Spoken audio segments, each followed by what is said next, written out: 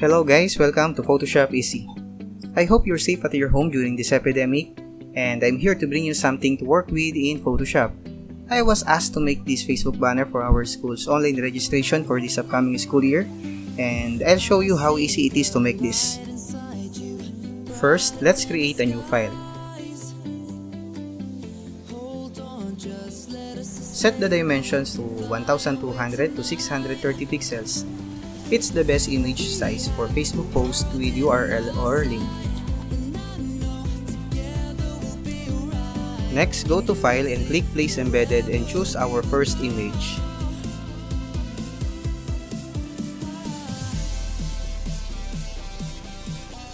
Resize the image until it occupies our canvas.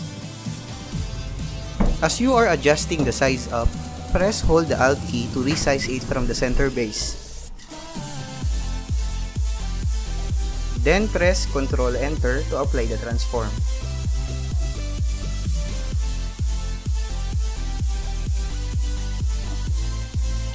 We don't need this background layer, so let's just delete it by dragging it to the trash. Then we will apply lens blur to this image, but we have to rasterize it first. Then go to Filter and choose Lens Blur.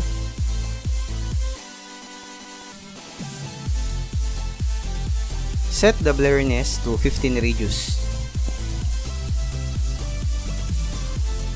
Next, we will create the yellow overlay.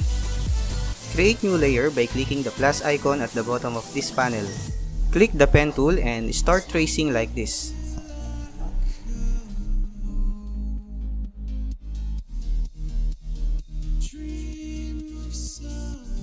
If you want to adjust the curve, just hold Ctrl and try experimenting on it.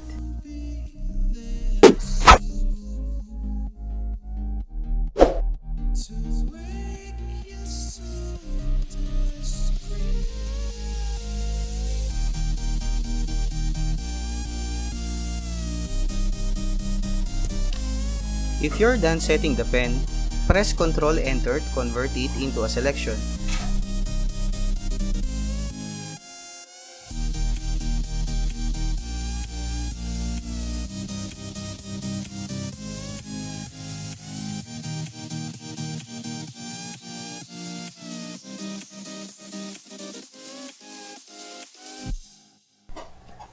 We will fill the selection with a color. Choose the Paint Bucket tool. Set the color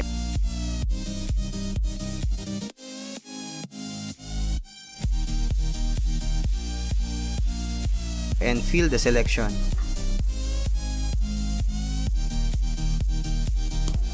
Make sure that you've selected layer 1 in Layers panel.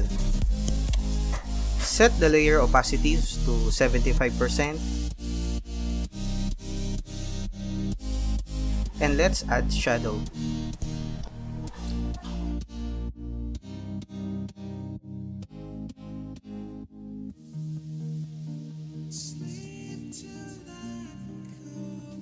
Duplicate the layer.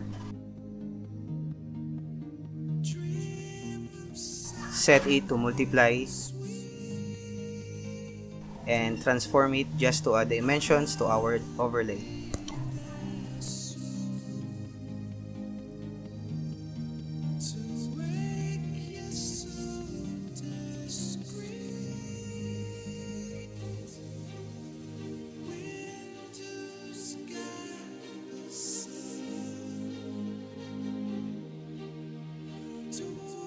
Now let's create the circles using the same color.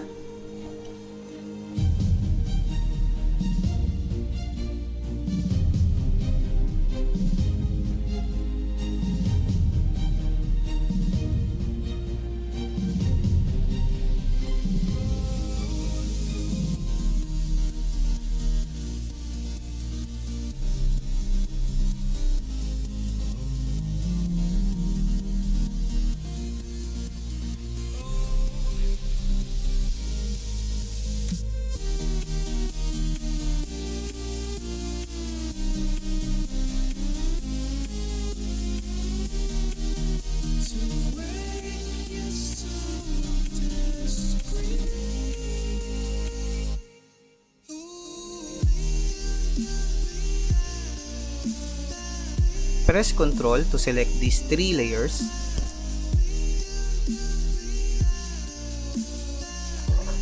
Press Ctrl-T to transform them all together. You can also move it using arrow keys.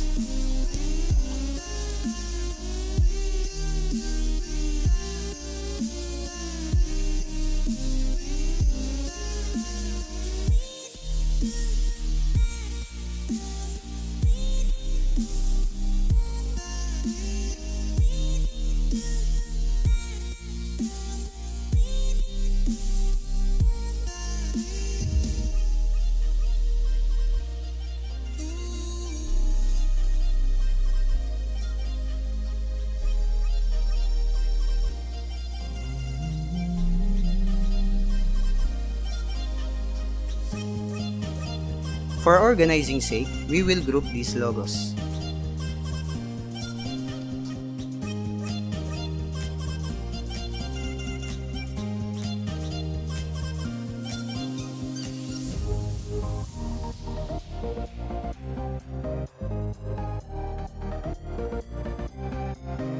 Next, we will rasterize the shapes and merge into one layer.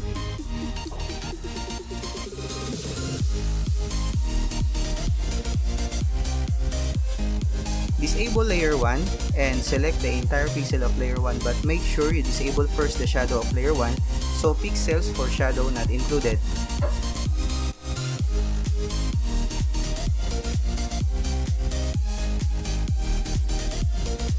We will use this selection to cut out the inside part of the 3 circles.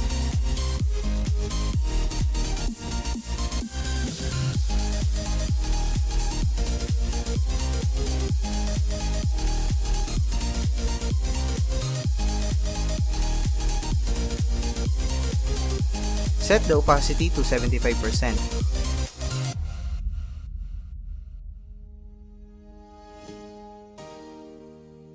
Now enable layer 1 copy and the shadow effect.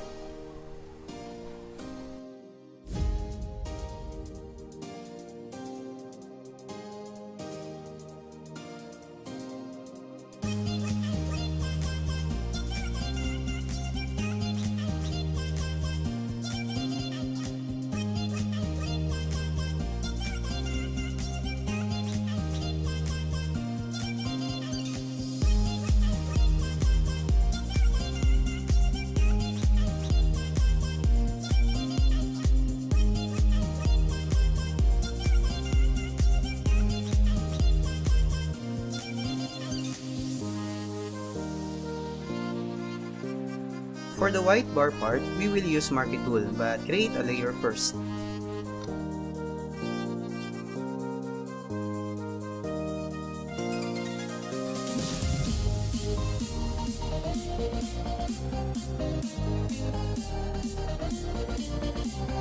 You can transform the selection by going to Select and choosing Transform Selection.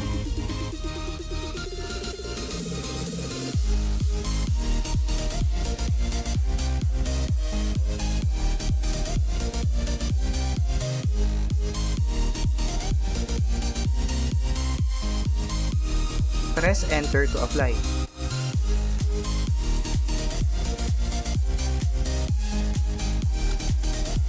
Select the gradient tool. Click on the color to open gradient editor. Set the leftmost color to white and lower the opacity to 0 for the rightmost.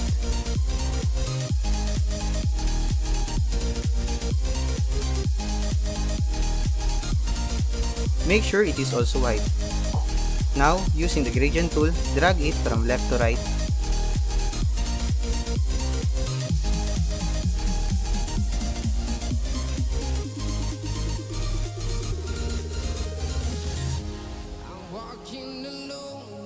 And add shadow.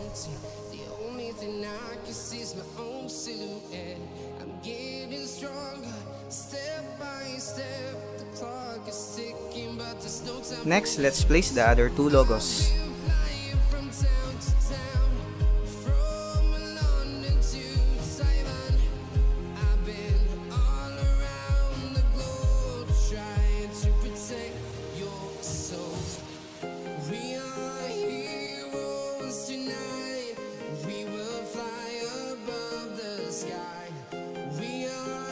To get rid of white background, change the mode to multiply.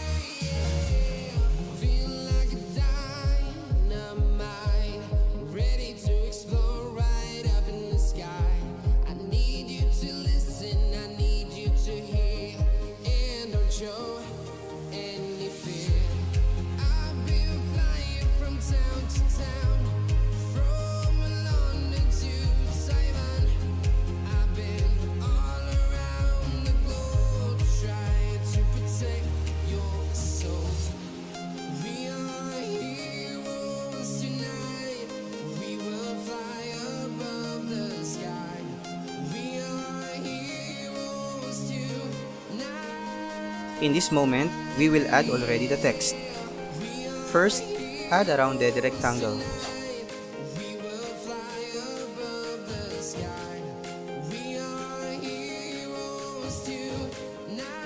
Disable the fill and set the stroke color to white.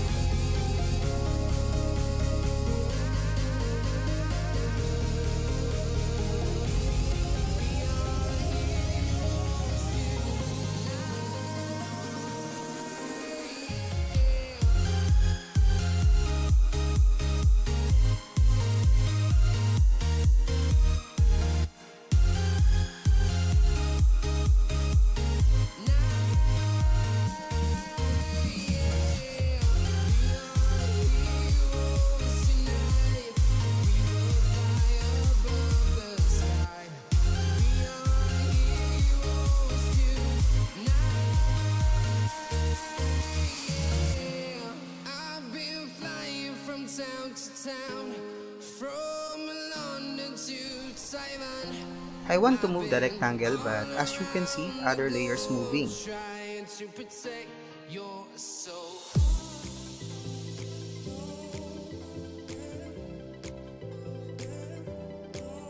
It is because auto select is on. I turn it off. Now, whichever layer selected will take the moving.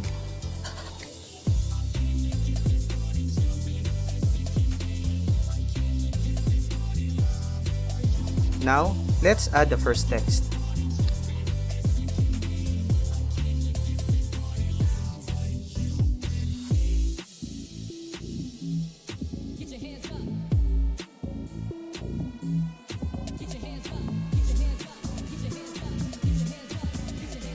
I downloaded the font style from Google.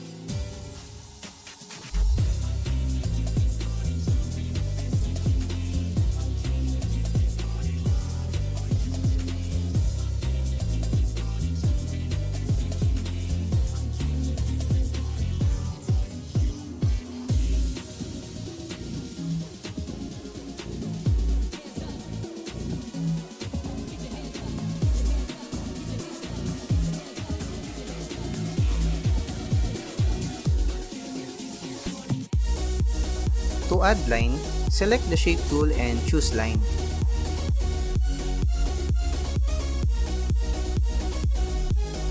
Draw a line on the left part.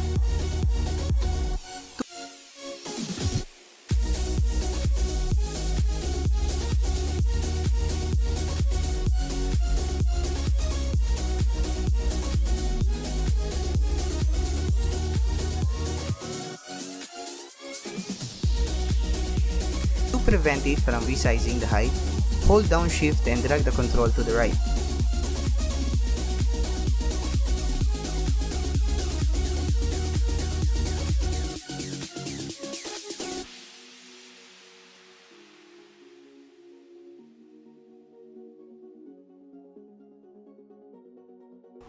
Duplicate the layer.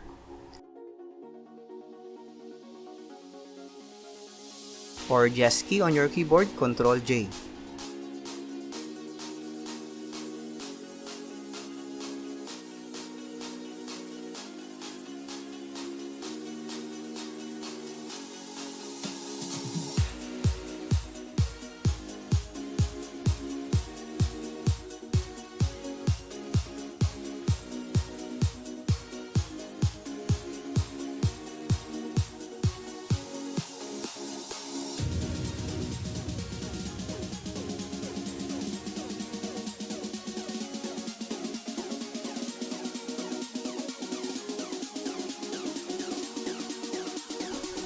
Add the second text using the impact font style.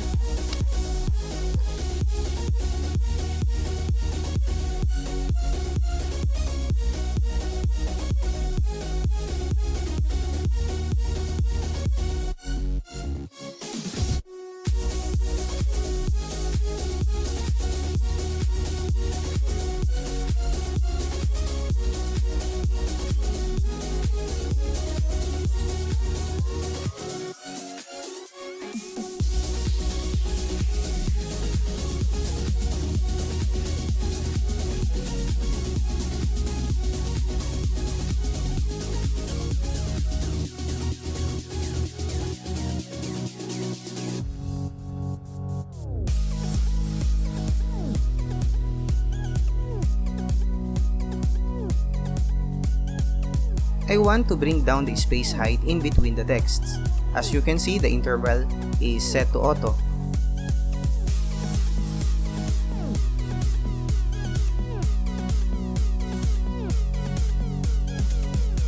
To fix it, copy the exact pixel size of the text and paste it to the interval.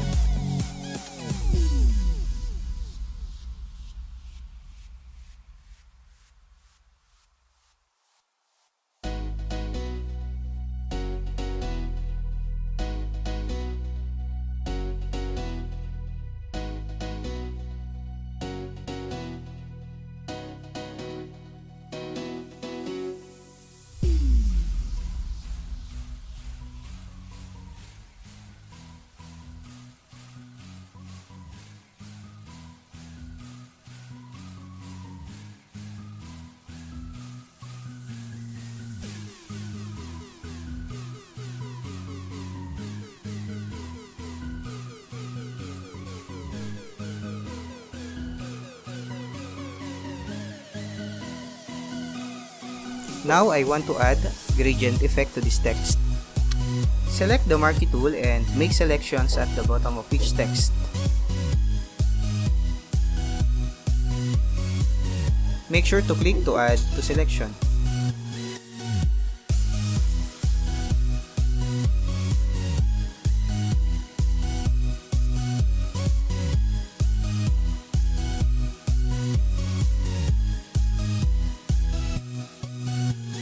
As the selection is active and the text back to school is selected in the layers panel, add adjustment layer called levels.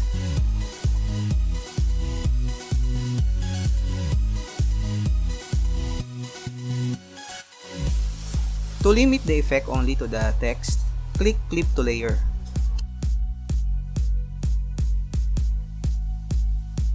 Let's change the color to see the changes.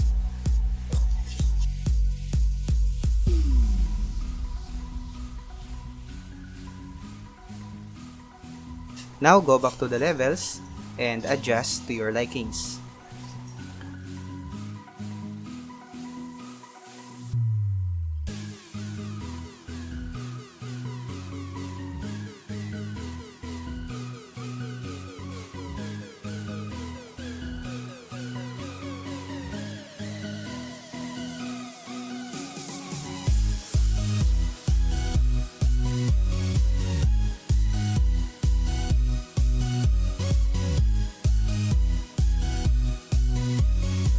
To make the darker part be on top, just select the mask and press Ctrl-I.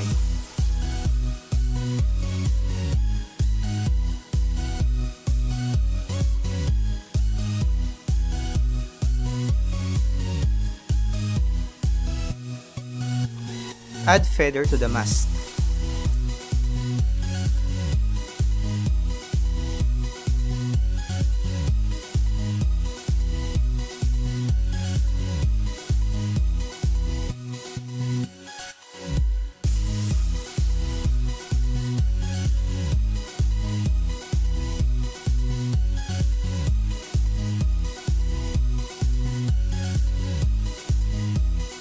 Select again the text, the Back to School one, and add stroke.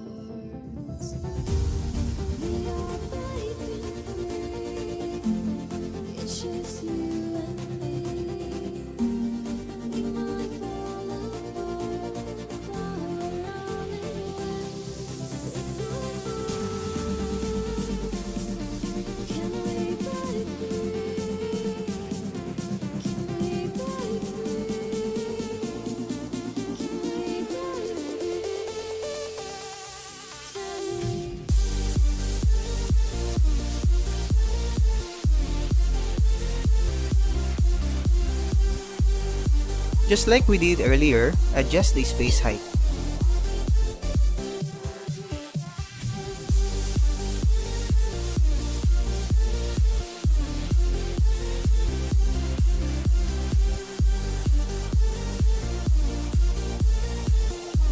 The color for the second text is too saturated. To fix it, let's add another adjustment called Hue and Saturation. And again, to limit only to that text, click Clip to Layer. Now adjust to your likings.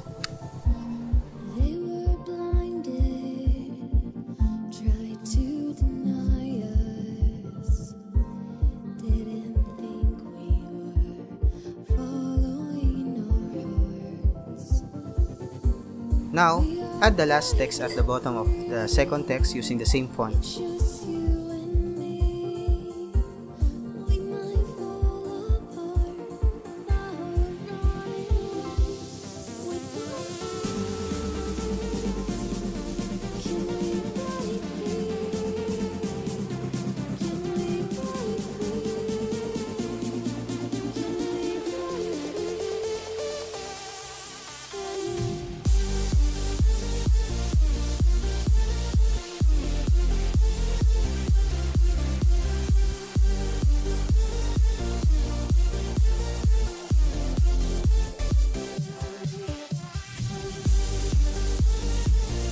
Let's add the last image to our project.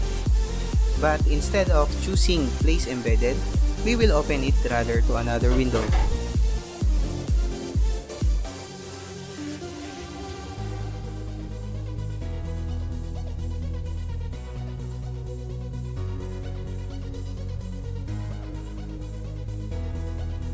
Trace the photo using the pen tool.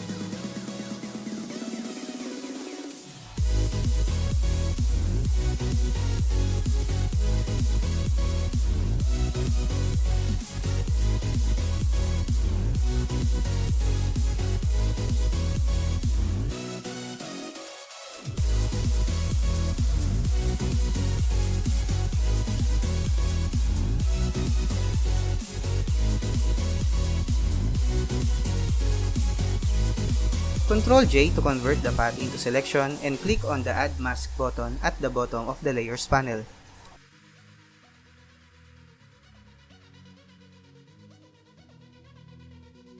Using the Move tool, drag this image and bring it to our project. Then take it down just next to our first image, the classroom.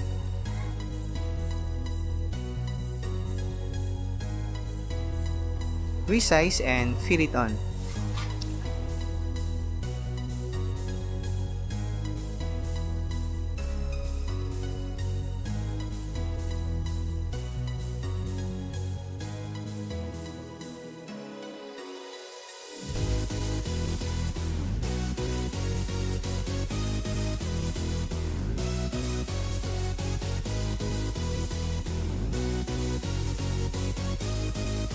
I will cut again the image just to get rid of the obvious edge here.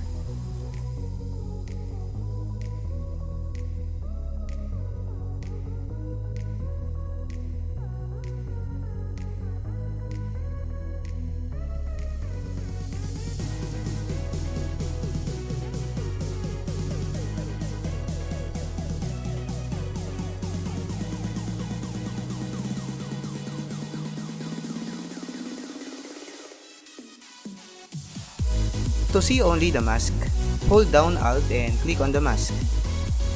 The idea of the mask is the white reveals while the black hides. So to hide the selection, I just filled it with black using the paint bucket tool.